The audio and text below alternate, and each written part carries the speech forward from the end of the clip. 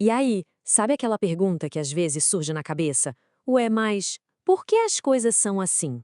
Pois é, se essa pergunta já apareceu por aí, saiba que isso é o comecinho da filosofia.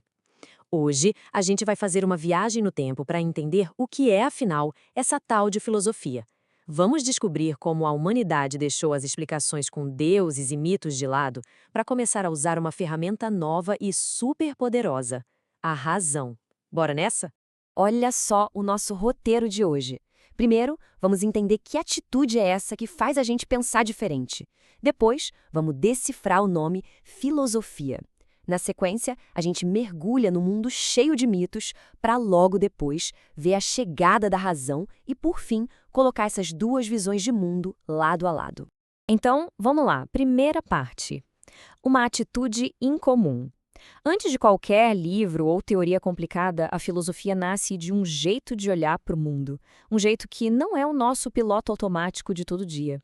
É aqui que o pensamento, de fato, acorda.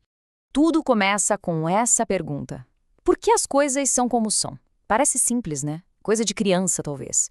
Mas essa é a pergunta mais poderosa que existe. É o que faz a gente questionar as regras da escola, as tradições da família, ou por que certas coisas são vistas como normais. É a faísca que acende tudo. E aqui está a primeira grande ideia. Filosofar, no fundo, é um ato de rebeldia da nossa mente. É tomar a decisão de não aceitar as coisas só porque, sempre foi assim. É ter a coragem de dar um passo para trás e investigar antes de sair acreditando. E essa atitude funciona em duas etapas. Pensa assim, a primeira fase é negativa. É a hora de dizer não. É tipo, não, peraí, não vou engolir essa história só porque todo mundo diz que é assim. É como limpar um terreno, sabe? Tirar o mato dos preconceitos. E aí, com o terreno limpo, vem a fase positiva. A gente começa a perguntar, tá, então, o que é isso de verdade? Por que funciona desse jeito? É a parte da construção. Quando a gente junta esse não da desconfiança com o porquê da curiosidade, pronto. Nasce uma das ferramentas mais incríveis do ser humano, o pensamento crítico. É a habilidade de pensar com a própria cabeça, de forma autônoma e com bons argumentos. Certo, já entendemos a atitude. Mas e essa palavra, filosofia? De onde ela veio? O próprio nome já entrega o segredo todo. Vamos decifrar isso juntos. A origem, como muita coisa legal, vem lá da Grécia Antiga. Filosofia é a junção de duas palavras gregas: philo, que significa amor, amizade, aquela vontade de estar perto, e sofia, que quer dizer sabedoria. Juntando as duas, o que a gente tem? Amor pela sabedoria. Simples assim. E essa é a parte mais bonita, na minha opinião. O filósofo não é o sabe-tudo, o dono da verdade. Muito pelo contrário. Ele é o amigo da sabedoria. Ele ama, ele busca, ele persegue, mas com a humildade de saber que nunca vai possuir a sabedoria por completo. Ser filósofo é estar sempre no caminho e não no ponto final. Ok, para a gente entender o tamanho da revolução que a filosofia causou, precisamos voltar ainda mais no tempo, para uma época em que as respostas não vinham da lógica, mas sim dos céus, uma era em que o mundo era contado pelos deuses. Antes de existir filosofia, quando alguém se perguntava de onde vem a chuva ou por que o sol aparece todo dia, a resposta não era ciência, era uma história. A humanidade explicava o mundo através de narrativas fantásticas e cheias de poder: os mitos. A essência do mito é exatamente essa. A origem do mundo não era explicada por leis da física, mas por uma verdadeira, uma novela divina, cheia de ação, romance e traição. O trovão era a raiva de um deus, as estações do ano eram o resultado de uma briga ou um acordo entre seres poderosos. Tudo tinha uma intenção por trás. E essa forma de explicar o universo tem um nome específico: cosmogonia. Vamos quebrar a palavra para entender melhor. Cosmo é universo e gonia vem de Gênesis, de nascimento. Ou seja, cosmogonia é a história do nascimento do universo contada a partir da ação dos deuses. E como a gente reconhece uma cosmogonia? Primeiro, pelo formato. Eram poemas, sabe, feitos para serem cantados, mais fáceis de memorizar. Segundo, o tipo de explicação era sempre fantástico, mítico. E terceiro, a causa de tudo era sempre a mesma: a vontade de algum deus.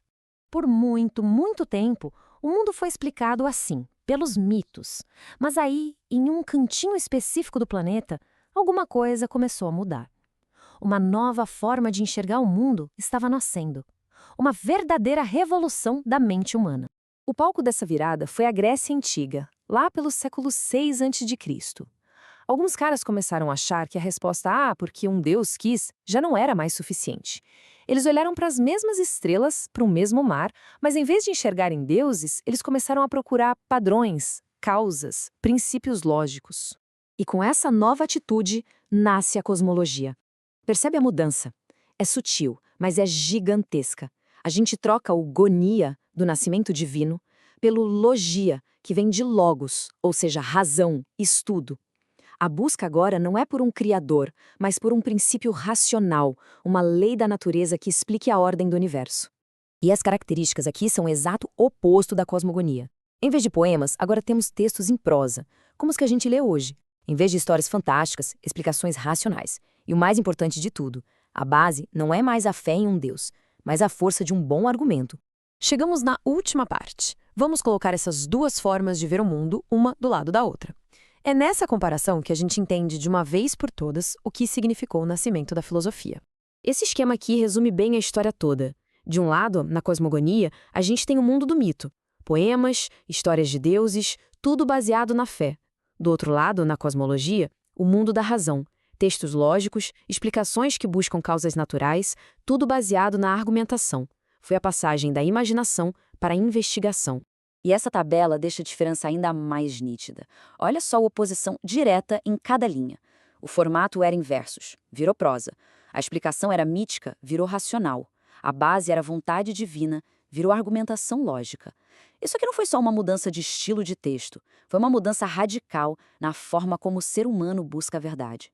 Então, a grande conclusão é essa. A filosofia nasce assim, como cosmologia. Ela nasce como essa aposta corajosa de que a mente humana, usando só a lógica e a observação, era capaz de entender o funcionamento do universo inteiro, de encontrar uma ordem por trás de todo o caos aparente. E olha que louco, essa jornada toda de mais de 2.500 anos nos traz direto para o dia de hoje. E um mundo que bombardeia a gente com fake news, com vídeos virais, com opinião para todo lado. Qual é a importância de resgatar aquela atitude filosófica lá do comecinho? Qual a importância de parar e pensar por conta própria? Essa pergunta, no fim das contas, talvez seja o maior presente que a filosofia pode nos dar.